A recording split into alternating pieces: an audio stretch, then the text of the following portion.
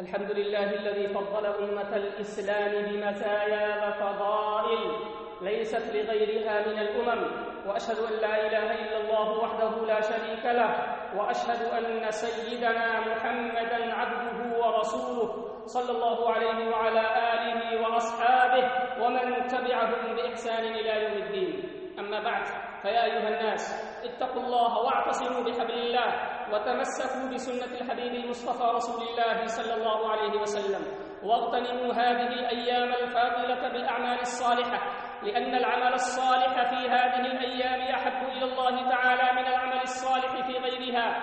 واعلموا أن من أعظم ما تتقربون به إلى خالقكم في هذه العشر المباركة الحج إلى بيته الحرام وذبح الأضاحي والهدايا في يوم النحر وأيام التشريق. عباد الله، نتحدث اليوم عن أحكام الأضحية. قال العلامة الكاساني رحمه الله بأن يكون من الأجناس الثلاثة: الغنم، الإبل، البقر، ويدخل في كل جنس نوعه الذكر والأنثى والخصي والفحل لانطلاق اسم الجنس على ذلك.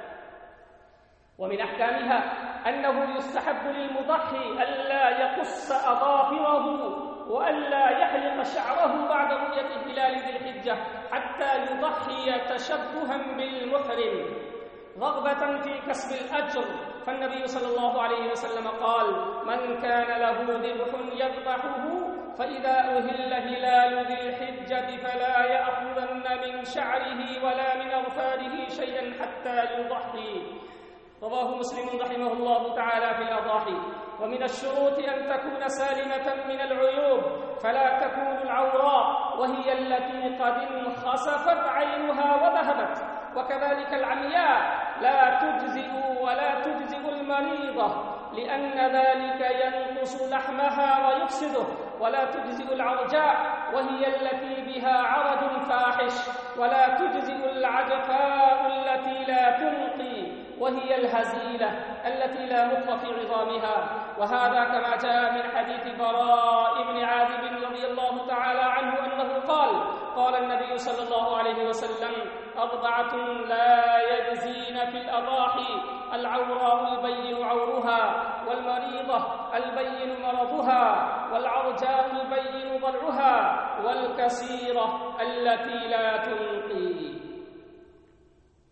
رواه النسائي رحمه الله تعالى في الضحايا.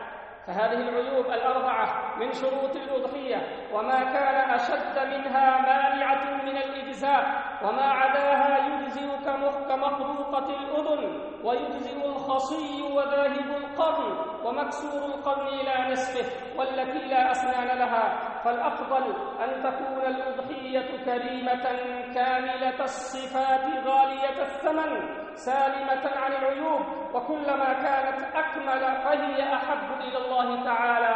يقول سبحانه: لن تنالوا البر حتى تنفقوا مما تحبون وما تنفقوا من شيء فإن الله به عليم.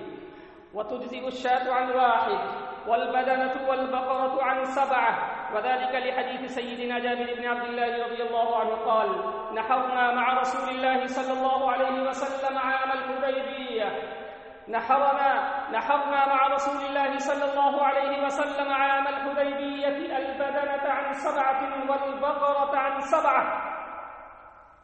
ويستحب للمضحي أن يجعل الهدي والأضحية أثلاثا: يأكل ثلثا ويهدي ثلثا ويتصدق بثلث، لقوله تعالى: فكلوا منها وأطعموا القانع والمعتر. ويستحب للمضحي أن يتولى ذبح أضحيته وهديه بنفسه وينوي عند ذبح الأضحية.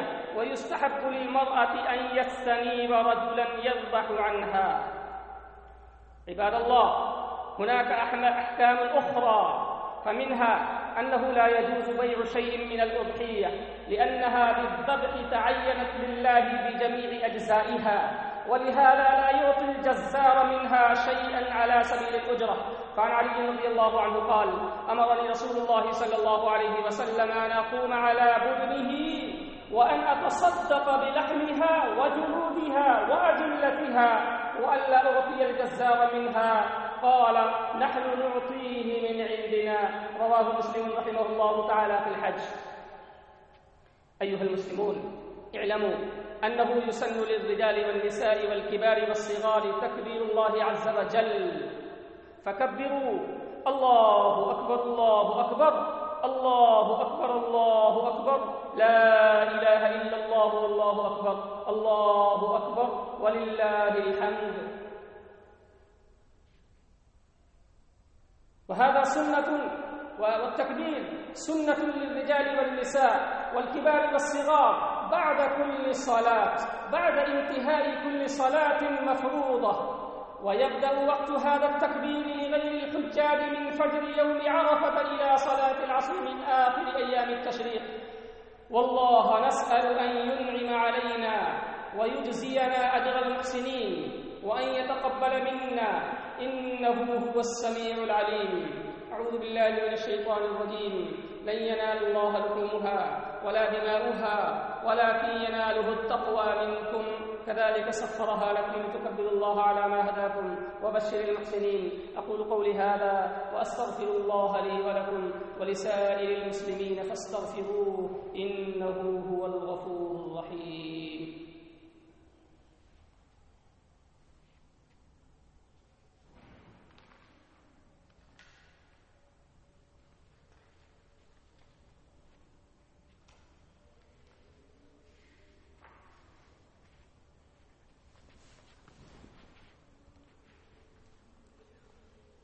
إن الحمد لله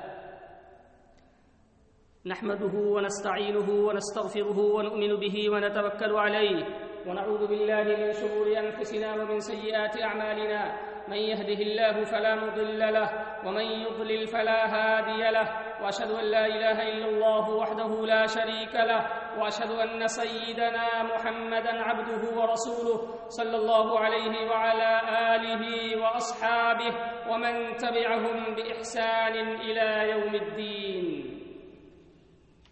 أما بعد، فيا أيها المسلمون، قال الإمام النووي رحمه الله: وأجمعوا على أنها لا تجوز قبل طلوع الفجر يوم النحر، وأجمعوا على أنها لا تجوز، على أن الأضحية لا تجوز قبل طلوع الفجر يوم النحر، ويدخل وقتها إذا طلعت الشمس، وماذا قدر صلاة العيد وخطبتين. فإن ذبح بعد هذا الوقت أجزأه. ويفرق الأحناف بين أهل القرى وأهل الأمصار، فلا يدخل الوقت في حق أهل الأمصار حتى يصلي الإمام ويخطب، فإن ذبح قبل ذلك لم يجز. أيها الناس، ألا وصلوا وسلموا عباد الله على خير البرية نبي الرحمة صلى الله عليه وسلم، فقد أمركم الله سبحانه بذلك في محكم تنزيله قائلا: إن الله وملائكته يصلون على النبي يا أيها الذين آمنوا صلوا عليه وسلموا تسليما. اللهم صل وسلم وبارك على سيدنا محمد وعلى آله الطيبين الطاهرين، وارض اللهم عن الخلفاء الراشدين المهديين ساداتنا أبي بكر وعمر وعثمان وعلي، وعن سائر الصحابة أجمعين والتابعين لهم بإحسان إلى يوم الدين. اللهم أعز الإسلام والمسلمين وأذل الشرك والمشركين ودمر أعداء الدين. اللهم انصر إخواننا المستضعفين في كل مكان وزمان يا رب العالمين. اللهم طهر المسجد الأقصى من اليهود الغاصبين. اللهم طهر المسجد الأقصى من اليهود الغاصبين. اللهم انصر المجاهدين. اللهم كن لهم على الحق مؤيدا ونصيرا ومعينا وظهيرا. اللهم اغفر للمسلمين والمسلمات والمؤمنين والمؤمنات وألف بين قلوبهم وأصلح ذات بينهم، ووفق ولاة أمورهم للعمل بكتابك وبسنة نبيك. اللهم من أراد ببلاد المسلمين سوءا فأشغله في نفسه يا رب العالمين. ربنا آتنا في الدنيا حسنة وفي الآخرة حسنة وقنا عذاب النار. ربنا تقبل منا إنك أنت السميع العليم. عباد الله، إن الله يأمر بالعدل والإحسان وإيتاء ذي القربى وينهى عن الفحشاء والمنكر والبغي يعظكم لعلكم تذكرون. فاذكروا الله العلي العظيم يذكركم واشكروه على نعمه يزدكم ولذكر الله أكبر. والله يعلم ما تصنعون. فأقيموا الصلاة.